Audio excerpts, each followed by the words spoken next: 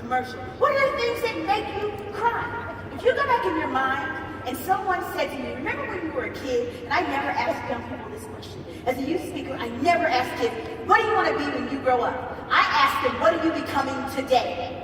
What are you becoming today? I never asked them what they want to be when they grow up, because we presuppose that you can't be something until adulthood happens. How many of you know that there are young people who are changing the world as young people? But if you go back in your mind, I remember the first time somebody asked me that question, I was 9 years old. They said, T, what do you want to be when you grow up? My mom said she could have answered this question. I said, I'm going to be a teacher. Because in the summer, okay, I confess, and I know I got to go through some workshops for this tomorrow or something, because I was a bully. All the kids, and not a mean bully, I would make all the kids in the summertime come sit on my porch and go through school. And they said, why do you get to be the teacher? And I said, because I'm the smartest. You learn some more and you can be the teacher. So you ask yourself, when you were young and they asked you what you wanted to be, because I guarantee you your purpose is somewhere in there. How do I know? Because though I'm not teaching in a classroom, I'm doing exactly what I knew I was going to be doing, just in a different iteration of it. I'm doing that tonight. I'm teaching tonight. What are you doing when they ask you that question? If you go back, you've already started to scratch the surface of your purpose. What do you hope for in the world? What do I hope for? People say, T, what is your purpose? I said, I didn't know until about 15 years ago what my purpose was. And I still wasn't sure I wanted to walk in it. I'm like, The way that you know this question is you said, what do I hope for?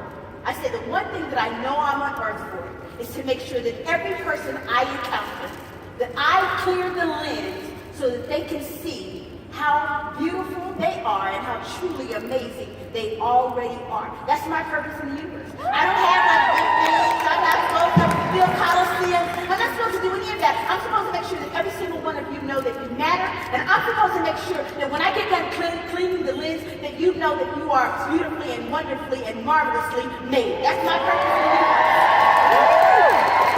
What are the changes that you want to make? When you start to figure this out, and all of a sudden you find your passion, and you're like, I didn't like it when I saw that dog out in the cold in the winter time. I called ASPCA. I called them.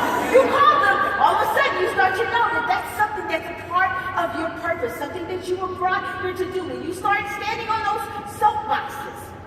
Some of you in your business, your purpose is to free other women by allowing them to walk in what you already know.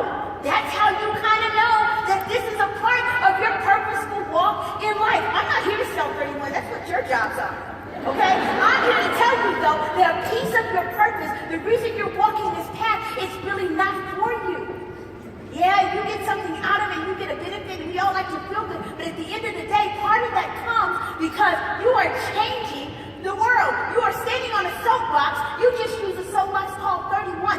Some people stand on the soapbox called educational reform. Some people stand on the soapbox called animal rights. Some people stand on a soapbox called a number of things. But you're standing on a box called 31 that you know has a key that unlocks the door to women's empowerment.